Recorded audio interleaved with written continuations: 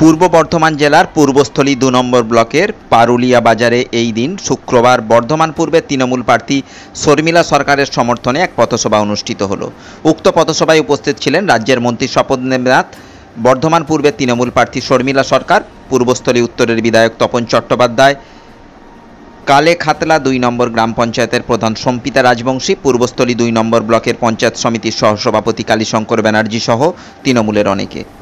এটা দেশের ভোট, ভারতবর্ষটাকে কারা চালাবে, এটা রাজ্যের ভোট নয়, এটা পঞ্চায়েতের ভোট নয়। স্বাভাবিক দেশ চালানোর ভোট, কারা ক্ষমতা আসবেন সেটা নির্ধারিত হবে। 1919 সালে যে দল আজকে ক্ষমতা আছেন বিজেপি, আমি এখানে অনেকে বিজেপির বন্ধু আছেন জানি এবং সিপিএমের বন্ধু আছেন তাদেরও জানি। তাদের উদ্দেশ্যেই আমার দুটো কথা বলে। ভারতবর্ষের তাম ভারতবাসী যে কথা, যে প্রতিশ্রুতি, যেটা ওদের ভাষায় বলছে মোদির গ্যারান্টি, এটা কতটা পালিত হয়েছে। পারুলিয়ার মতো জায়গার মানুষ যারা অনেক দিক থেকেই সচেতন, শিক্ষা, সংস্কৃতি, রাজনৈতিক দিক থেকেও পারুলিয়া এই এলাকার মানুষ আপনারা। আমি ব্রাহ্মণ সন্তান, আমরা জানি একটা মন্দির প্রতিষ্ঠা করতে গেলে ব্রাহ্মণ কি করতে হয়, আর কোনো মন্দির অসমাপ্ত থাকলে সেটা প্রতিষ্ঠা হয় না। গায়ের জন্য, ক্ষমতার জন্য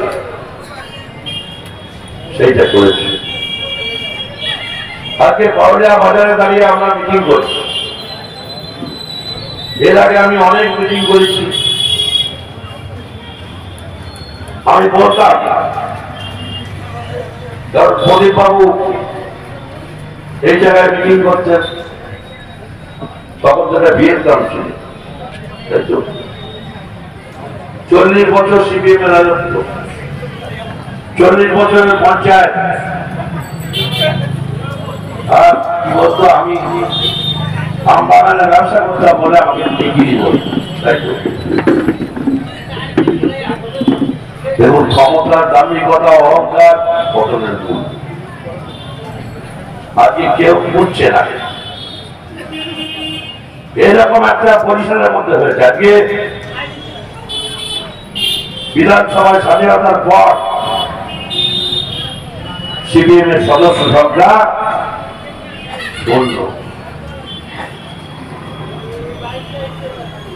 পূর্ব বর্ধমান থেকে অত্তি চক্রবর্তীর সঙ্গে দেবাশিস ঘোষের রিপোর্ট, রূপসী বাংলা মিডিয়া।